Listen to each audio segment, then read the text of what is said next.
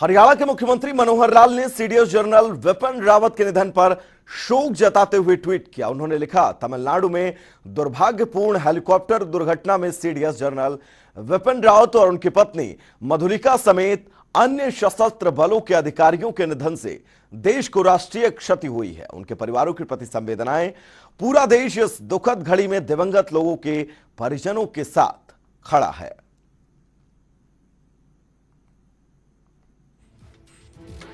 मुख्यमंत्री मनोहर लाल ने ट्वीट किया, तमिलनाडु में दुर्भाग्यपूर्ण हेलीकॉप्टर दुर्घटना में सीडीएस जनरल विपिन रावत और उनकी पत्नी और अन्य सशस्त्र बलों के अधिकारियों के निधन से देश को राष्ट्रीय क्षति हुई है। उनके परिवारों के प्रति संवेदनाएं। पूरा देश इस दुखद घड़ी में दिवंगत लोगों के परिजनों के साथ खड़ा है। वहीं हरियाणा के गृह एवं स्वास्थ्य मंत्री अनिल विज ने चंडीगढ़ में गृह एवं जनस्वास्थ्य विभाग के अधिकारियों के साथ बैठक की। इस दौरान उन्होंने बताया कि राज्य के युवाओं और लोगों को नशे से दूर करने और नशा छुड़वाने के लिए राज्य के सभी जिलों में नशा मुक्ति केंद्र की स्थापना के संबंध में एसओपी को तैयार किया जाएगा ताकि लोगों को नशा मुक्त किया जा सके। उन्होंने कहा कि एसओपी अगले 15 दिनों के भीतर स्वास्थ्य सेवाएं विभाग के महानिरीक्षक के देखरेख के तौर में तैयार की जाएगी। इस संबंध में कई मापदंड तैयार किए जाएंगे, जैसे कि हर नागरिक अस्पताल में नशा मुक्ति केंद्र की स्थापना, निर्धारित बिस्तरों की संख्या, स्टाफ की तैनाती, नशा छुड़वाने से संबंधित दवाइयों की उपलब्धता भी शामिल है। वहीं उन्होंने अधिकारियों को निर्देश दिए हैं कि राज्य से नशे को खत्म करने के लिए एक प्राथमिक रणनीति पर काम किया जाए ताकि नशे का खात्मा किया जा सके। साथ ही उन्होंने कहा कि हमें ड्रग्स की आपूर्ति और मांग की चैन को तोड़ना है और इस दिशा में पुलिस और स्वास्थ्य विभाग के साथ साथ अन्य संबंधित विभागों के अधिकारियों को मिलकर योजनागत तरीके से आगे बढ़ना होगा। उन्होंने कहा कि इसी कड़ी में गांव-गांव में नशे के विरुद्ध प्रचार और प्रसार करना होगा। वहीं बढ़ते कोरोना के नए वेरिएंट को देखते हुए हरियाणा के शिक्षा मंत्री कंवरपाल गुर्जर ने 10 स्कूलों को 10 दिसंबर तक बंद करने का फैसला किया गया है। अभी तक तो जो कोरोना के लिए जिस प्रकार की हमने हिदायत जारी की थी उसी प्रकार की हिदायत जारी है और अभी हमने एक निर्णय लिया था कि हम 1 दिसंबर से जो हमारे स्कूल हैं वो पूरी संख्या के साथ हम शुरू करेंगे और पूरे टाइम के लिए शुरू करेंगे। लेकिन इस वेरिएंट की वजह से हमने निर्णय लिया है कि 10 दिसंबर तक अभी हम उसका वेट करेंगे और देखते हैं इसके परिणाम क्या है। हालांकि अभी कोई बहुत ऐसी बात नहीं है कुछ भी, लेकिन जिस प्रकार के जो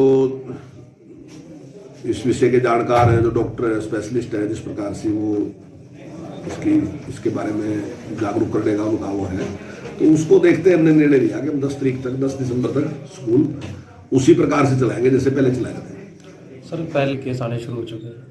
हाँ देखिए, जब डिसीजन हमने लिया तब ना ही तो कोरोना था और ना ही इस प्रकार का कोई वेरिएंट की जानकारी थी, तभी हमने निर्णय लिया था।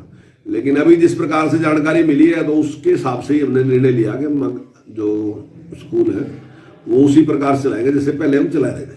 तो अब जैसे भी उसकी स्थिति रहेगी तो उसको देख के निर्णय लेंगे। अगर मान लीजिए उसकी संख्या बढ़ती है तो फिर निश्चित तौर से जो स्कूल जो पूरी कैपेसिटी के साथ फिर हम खोल लेंगे। फिर हम ऐसे ही ऑनलाइन एजुकेशन जारी रखेंगे और इसी प्रकार से कुछ बच्चों को भी बुलाएंगे। यमुनानगर में मुख्यमंत्री अंत्योदय परिवार उत्थान योजना मेले का आयोजन किया गया। इस मेले में हरियाणा के शिक्षा मंत्री कंवरपाल गुर्जर बतौर मुख्य अतिथि पहुंचे।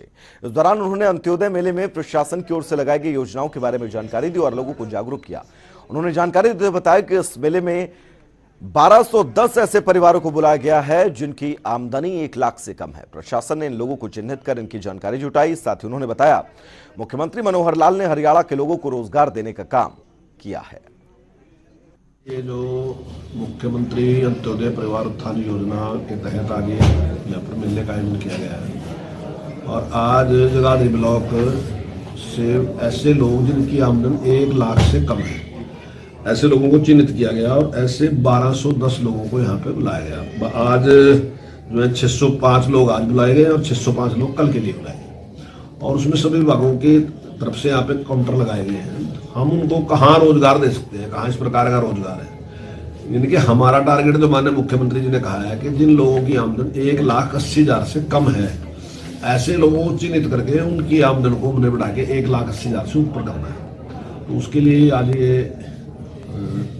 का कार्यक्रम रखा गया। आज और कल का कार्यक्रम है और उसमें हम चिन्हित कर रहे हैं अगर कोई व्यक्ति अपना रोजगार करना चाहता है, सब रोजगार करना चाहता है, तो यहीं पर एक टीम बैठी है और वो उसी मतलब जो भी वो रोजगार करना चाहता है उसके लिए उसका फार्म भरने के बाद और उसके साथ ही बैंक से उसको लोन देने का काम भी तुरंत किया जा रहा है। और उसकी वैसे तो 10 लाख से कम जो है उसकी गारंटी नहीं है, लेकिन अगर उससे ज़्यादा की भी जरूरत है तो सरकार ने इस बात की घोषणा की कि वो गारंटी सरकार देगी, उसको किसी और से गारंटी नहीं पड़ेगी, तो सरकार ही उसकी गारंटी देगी। इस प्रकार से सभी के पास अपना रोजगार, और हरियाणा के जितने लोग हैं उनकी आमदन 1,80,000 से आगे बढ़नी चाहिए। इसके लिए चरखी दादरी में मुख्यमंत्री अंत्योदय परिवार उत्थान मेले का आयोजन किया गया। आपको बता दें, जहां उपायुक्त प्रदीप गोदारा ने मेले का अवलोकन किया। इस दौरान उन्होंने कहा कि जिले में सभी 3,897 अंत्योदय परिवारों को किसी न किसी स्कीम से जरूर जोड़ा जाएगा। पिछले दिनों बौंद में आयोजित इस मेले के 190 पात्रों को लोन दिलवाने की प्रक्रिया आरंभ कर दी गई है।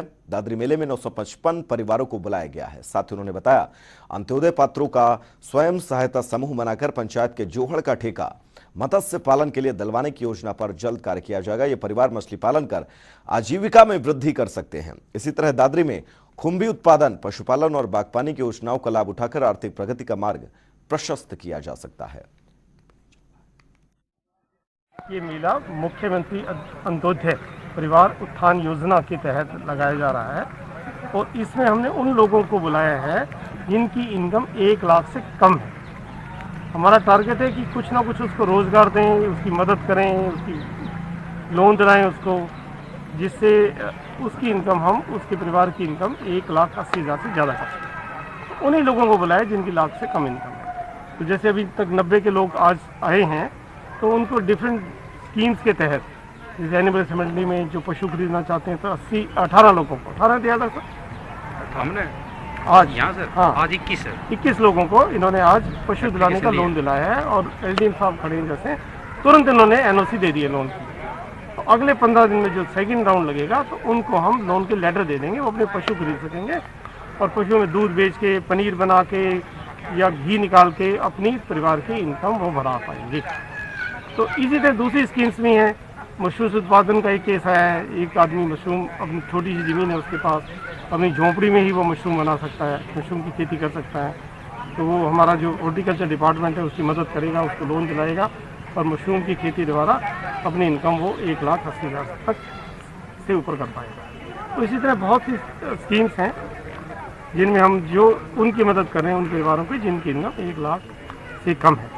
तो ये गरीबी उन्मूलन का बहुत अच्छा कार्यक्रम है और मुझे पूरी उम्मीद है कि हम 31 मार्च तक ये डिक्लेयर कर पाएंगे कि 1 लाख से कम इनकम का कोई परिवार दादरी डिस्ट्रिक्ट में नहीं है।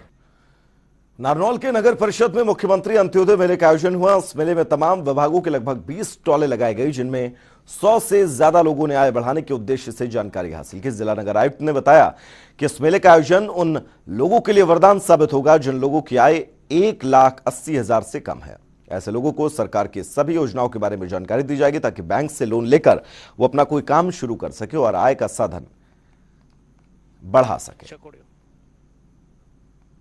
नगर परिषद नारनौल में आज अंत्योदय के तहत मेला लगा है। मुख्यमंत्री अंत्योदय परिवार उत्थान जो है ना योजना है और उसके तहत गरीब आदमी का रहने का स्तर सुधारने की जो है ना कोशिश है। तो लगभग 399 लोगों को नगर परिषद ने पहचान की थी।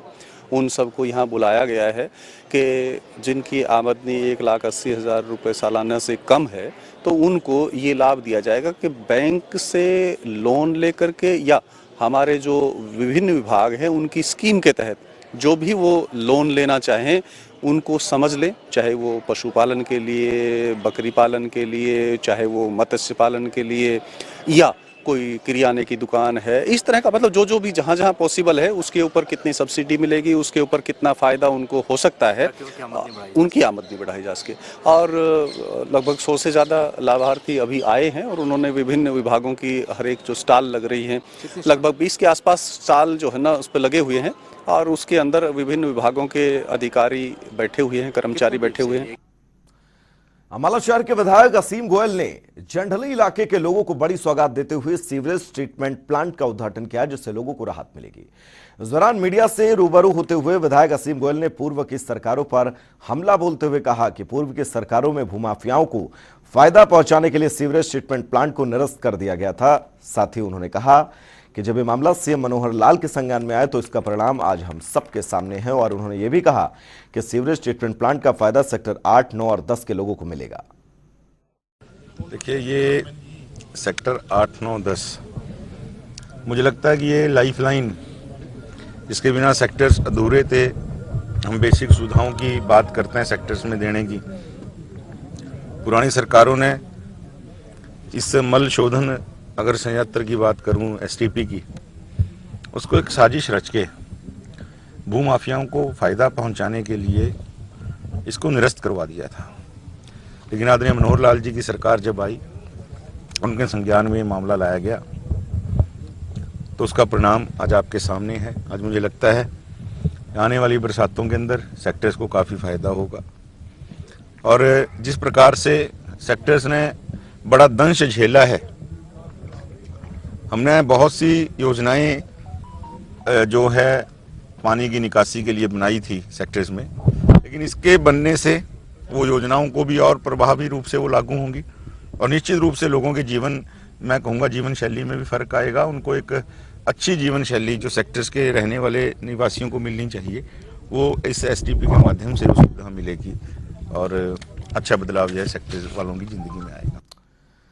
सरकारी विभागों में जनता के काम समयबद्ध तरीके से पूरे हों, इसके लिए हरियाणा सरकार पूरी तरह प्रतिबद्ध है। इसी कड़ी में राइट टू सर्विस कमीशन ने हरियाणा शहरी विकास प्राधिकरण की 43 सेवाओं को अधिसूचित किया है। इससे सरकारी कर्मचारियों को तय समय अवधि में ही सेवाएं देनी है। अब HSVP की अधिसूचित सेवाओं की सूची 16 से बढ़कर 43 हो गई है, जिसकी जानकारी Haryana right to service commission के मुख्य आयुक्त TC गुप्ता ने दी। उन्होंने बताया कि हरियाणा शहरी विकास प्राधिकरण की 43 सेवाओं में से महत्वपूर्ण सेवाएं अधिसूचित की गई हैं। राइट टू सर्विस के तहत कब्जा प्रमाण पत्र जारी करने के लिए 3 दिन, अतिक्रमण हटाने के लिए 15 दिन, सड़क की सफाई के लिए 5 और पार्क बागवानी की मरम्मत के लिए 7 दिन का समय रखा गया है। आपको बता दें कि लोगों के दैनिक जीवन पर असर डालने वाली कुछ महत्वपूर्ण अधिसूचित सेवाओं को भी इसमें रखा गया है।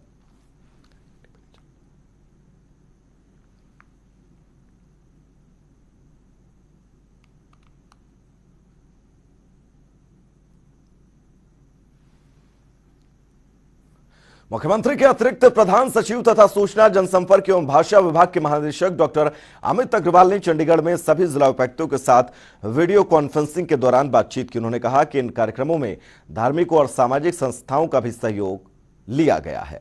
इसके अलावा गीता जयंती के दौरान सभी कार्यक्रमों का आयोजन जन सहभागिता के सिद्धांत और पवित्र गीता की मर्यादा के अनुरूप किया गया है। उन्होंने कहा कि कुरुक्षेत्र में 48 कोस परिक्रमा में विशेष कार्यक्रमों का आयोजन होगा। आपको बता दें कि उन्होंने साथ ही तमाम तरह की बातें कही। इसके अलावा अंतर्राष्ट्रीय गीता महोत्सव कुरुक्षेत्र में आजादी के अमृत महोत्सव को भी मनाने का जिक्र किया है। आपको बता दें उन्होंने कहा कि 12 से 14 दिसंबर तक प्रदेश के सभी जिलों में जिला स्तरीय गीता जयंती महोत्सव बड़े हर्षोल्लास के साथ मनाया जाएगा, जिसमें 6 कार्यक्रम गीता सेमिनार, हवन एवं गीता पाठ, स्कूली छात्रों द्वारा पेंटिंग और अन्य शैक्षणिक कार्यक्रम शामिल हैं।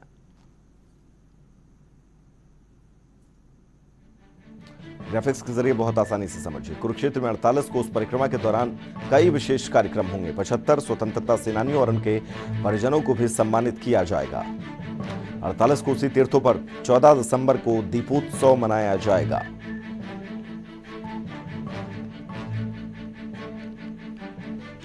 बारह से 14 दिसंबर तक सभी जिलों में गीता जयंती मनाई जाएगी।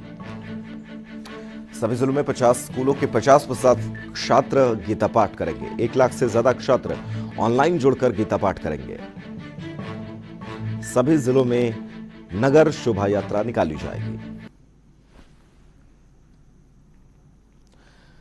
प्रधानमंत्री नरेंद्र मोदी ने जनवरी 2015 में हरियाणा की धरती पानीपत से शुरू किया था एक अभियान जो बहुत ज्यादा चर्चा में रहा। यह अभियान था बेटी बचाओ बेटी पढ़ाओ। अभियान के प्रदेश में सकारात्मक परिणाम अब सामने आने लगे हैं। आपको बता दें हाल ही में राष्ट्रीय परिवार स्वास्थ्य सर्वेक्षण 5 यानी कि 2020 और 21 की रिपोर्ट जारी हुई है, जिसके तहत पिछले 5 साल में 57 अंकों की बढ़ोतरी के साथ लिंग अनुपात में सुधार हुआ है।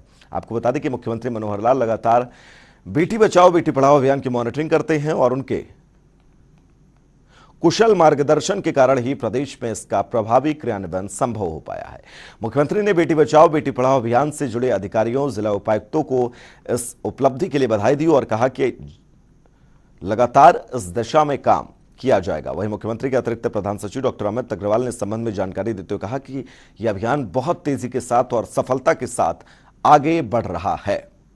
साथ ही आपको बता दें, जिसके तहत पिछले 5 साल में करीब 1000 छापे मारे गए, जिनमें 275 छापे अंतर्राज्यीय स्थानों पर थे। इस दौरान कई शिकायतें भी दर्ज की गईं, जो दिसंबर 2020 में बढ़कर 922 हो गया।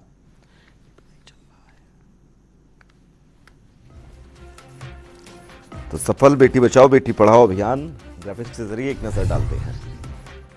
हरियाणा से बेटी बचाओ बेटी पढ़ाओ अभियान की शुरुआत की गई। पीएम मोदी ने पानीपत से 2015 में इस अभियान की शुरुआत की।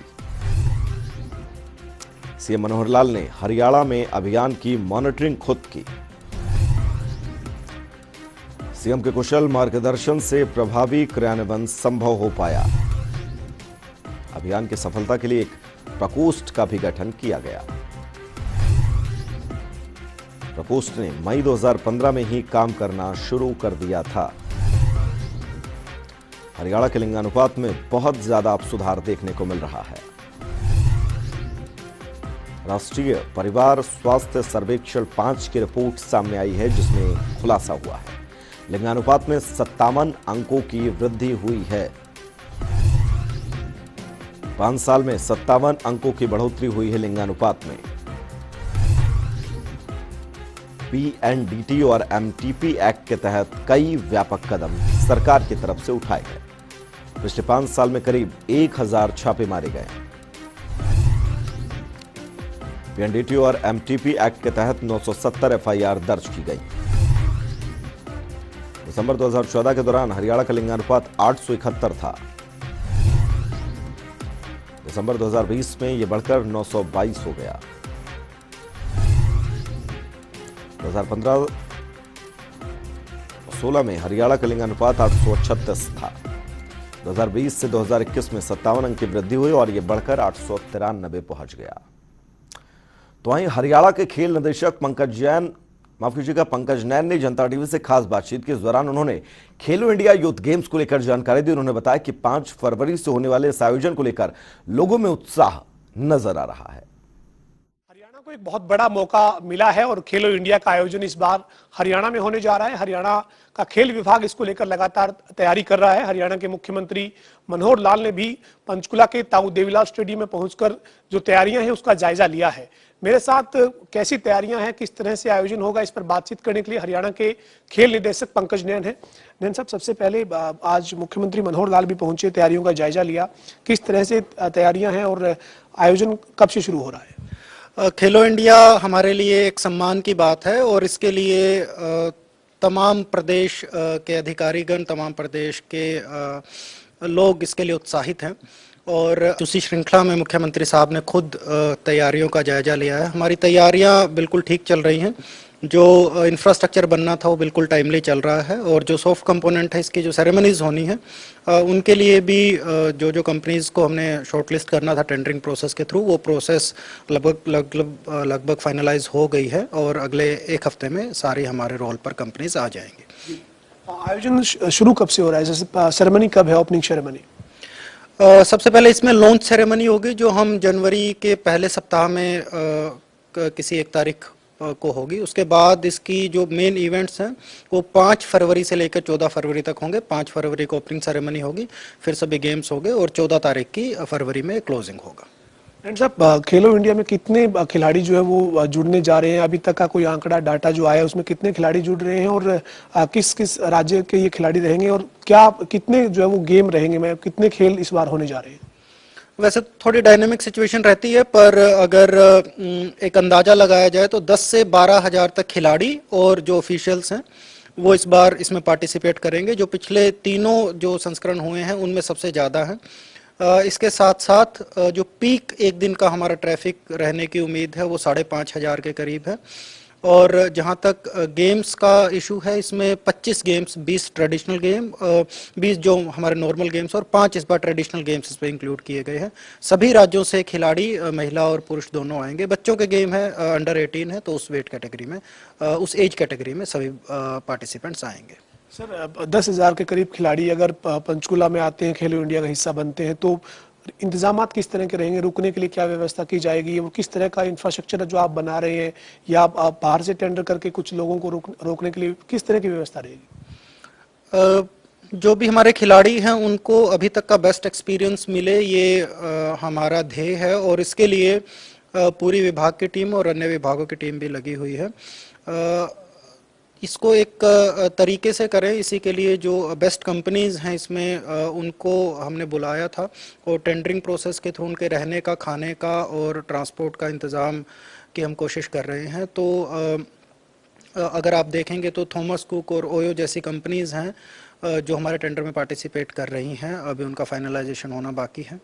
तो एक बहुत ही बढ़िया तरीके से सभी का हम इंतज़ाम कर रहे हैं, ताकि किसी भी खिलाड़ी को जो यहाँ पार्टिसिपेट कर रहे हैं, किसी भी ऑफिशियल को किसी भी तरीके की दिक्कत ना आए। नैन साहब, ये जो ताऊ देवीलाल स्टेडियम है, यहाँ पर बहुत ज़्यादा जो है वो गेम रहेंगे, लेकिन इसके अलावा बाहर भी कुछ गेम रहेंगे? लगभग 80% खेल हमारे ताऊ देवीलाल स्टेडियम पंचकुला में रहेंगे। इसके अलावा जो कुछ फैसिलिटी यहाँ पर नहीं है, उनके गेम्स हम बाहर करने जा रहे हैं। जैसे वो, क्योंकि सर्दियों का टाइम है तो ऑल वेदर स्विमिंग पूल की ज़रूरत है, वो हमारा अम्बाला में बन रहा है, वहाँ पर होगा। जिम्नास्टिक के खेल भी अम्बाला में होंगे। हॉकी के लीग मैचेस शाहबाद में होंगे, और क्योंकि यहाँ शूटिंग रेंज नहीं है तो शूटिंग के जो मैचेस है वो दिल्ली में जो करनी शूटिंग रेंज है वहाँ पर होंगे। इसके साथ साथ साइकिलिंग का वेलोड्रम हमारे पास नहीं है, तो साइकिलिंग के जो वेलोड्रम के कंपटीशन है वो दिल्ली में होंगे। और उसके अलावा जो बाकी सभी मैक्सिमम हमारा जो खेल हैं वो हम पंचकुला में करवाएंगे। सर, ये जो खेलो इंडिया का आयोजन है, इसके ऊपर कितना खर्च होने जा रहा है? इंफ्रास्ट्रक्चर पर कितना है, या फिर यूँ कहें कि हार्ड और सॉफ्ट दो कैटेगरी रहेगी खर्च की, तो कितना खर्च अनुमानित होने वाला है? अभी तो क्योंकि चीज़ें चल रही हैं काफ़ी डायनामिक है। हार्ड कंपोनेंट ऐसा है जिसमें जो हमारा इसके अलावा भी आगे के लिए भी इस्तेमाल होगा, वो डिपार्टमेंट नॉर्मली भी ऐसी चीज़ों पर खर्च कर रहा है। पर अगर उनको सिर्फ खेलो इंडिया में इस्तेमाल के लिए देखें तो ऐसे प्रोजेक्ट्स करीब 150 करोड़ के ऐसे प्रोजेक्ट्स हैं जो खेलो इंडिया में इस्तेमाल होंगे।